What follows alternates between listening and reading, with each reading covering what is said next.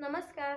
मी सौ शरयू कपिलराव पांपट्टीवार, यवतमाळ जिल्हा दिग्रस येथून मनस्पर्शी साहित्य समूह आयोजित मनस्पर्शी रसग्रहण उपक्रमाकरिता प्रजासत्ताक दिनाचं औचित्य साधून एका देशभक्तीपर रचनेचं रसग्रहण सादर करीत आहे.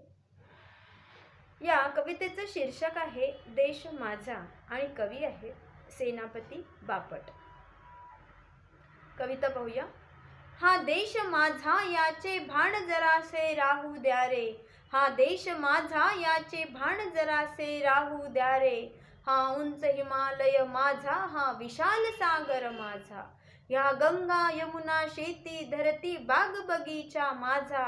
अभिलाषा यांची धरिता कुणी नजर वाकडी करता. या मरण द्यावया स्फुरण आपल्या बाहू पाहू द्या रे. हा देश माझा याचे भान जरासे राहू द्या रे. जे हात उत्सुकलेले दगडांच्या वर्षावाला, रोखा ते लावा कार्याला या देशाच्या प्रगतीला. हे बंद करा उत्पात, थांबवा आपुला घात. सामर्थ्य न जाओ व्यर्थ, काहीसा अर्थही येऊ द्या रे.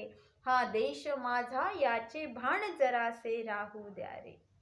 जरी अनेक आपुले धर्म, जरी अनेक आपुल्या जाती, परी अभंग असू द्या सदैव आपली माणुसकीची नाती. परी अभंग असू द्या सदैव आपली माणुसकीची नाती. द्या सर्व दूर ललकारी, फुंकारे एक तुतारी. संदेह रोष जे द्वेष मनातील वाहून जाऊ द्या रे. हा देश माझा याचे भान जरासे राहू द्या रे.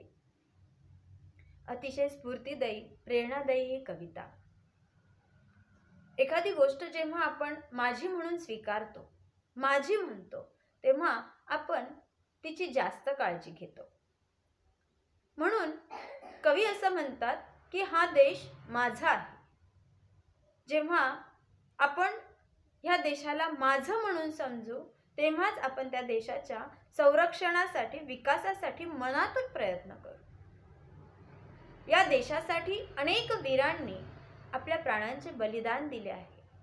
तेव्हा कुठे आपल्याला या देशाचा, या स्वतंत्र देशाचा नागरिक बनण्याचं सौभाग्य मिळालेलं आहे. मग ते अबाधित ठेवण्याचं कार्य आपलंच आहे. त्यासाठी या देशाला तुम्हाला माझं समजावं लागेल. हा देश माझा आहे ही भावना प्रत्येकाच्या मनामनात कणाकणात रुजायला हवी.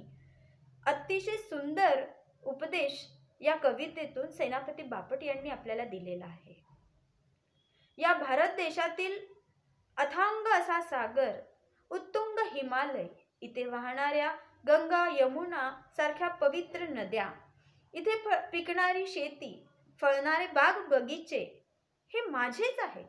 आणि यावर जर कुणी वाकडी नजर टाकण्याचा प्रयत्न केला किंवा केवळ अभिलाषा जरी व्यक्त केली, तर त्यांना मरण देण्यासाठी आपले बाहू सदैव स्फुरण पाहू द्या, आपलं रक्त सळसळू द्या. त्यांचं संरक्षण करण्याची जबाबदारी आपली आहे. आपलं ते आद्य कर्तव्य आहे. कारण हा देश माझा आहे आणि या देशातील प्रत्येक गोष्ट माझी आहे ही भावना आपल्याला मनात रुजवायची आहे. जे हात दगडांचे वर्षाव झेलण्यासाठी उत्सुकलेले आहेत, ते हात थांबवा, रोखा त्या हाताला आणि तेच हात देशाच्या सत्कार्यासाठी वापरा, देशाच्या संरक्षणासाठी वापरा. आपल्यावर होणारे उद्घात थांबवा, आपला होणारा आत्मघात थांबवा. तुमच्यामध्ये खूप सामर्थ्य आहे. ते सामर्थ्य असे व्यर्थ जाऊ देऊ नका. ह्या सामर्थ्याचा योग्य वापर करा. देशाच्या विकासासाठी, संरक्षणासाठी त्याचा वापर करा. हे सामर्थ्य असे लयाला जाऊ देऊ नका. त्याचा सदुपयोग करा. तरच तुमच्या जीवनालाही काहीसा अर्थ उरेल. नाहीतर तुमचं जीवनही व्यर्थच असेल.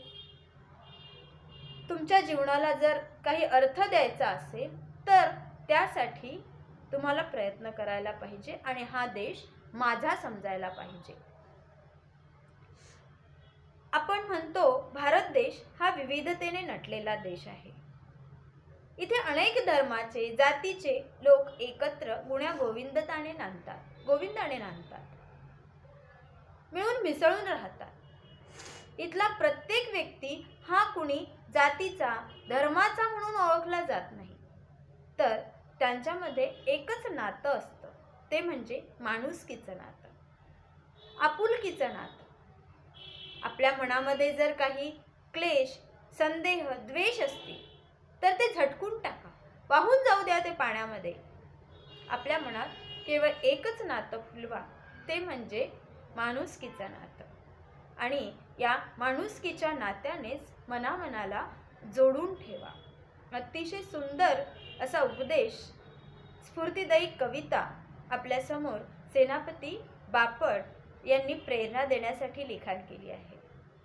या काव्यरचनेतून प्रत्येक नागरिकाने हा देश माझा आहे आणि या देशाचं संरक्षण करण्याची जबाबदारी माझी आहे, ही भावना, हे भान राखायचं आहे, असेच सांगण्याचा प्रयत्न केलेला आहे। आपण निश्चितच या कवितेतून ही प्रेरणा घ्याल। धन्यवाद। जर आपल्याला मी केलेलं हे रसग्रहण आवडलं असेल, हा व्हिडिओ आवडला असेल तर लाईक, कमेंट आणि शेअर करायला विसरू नका। भारत माता की जय।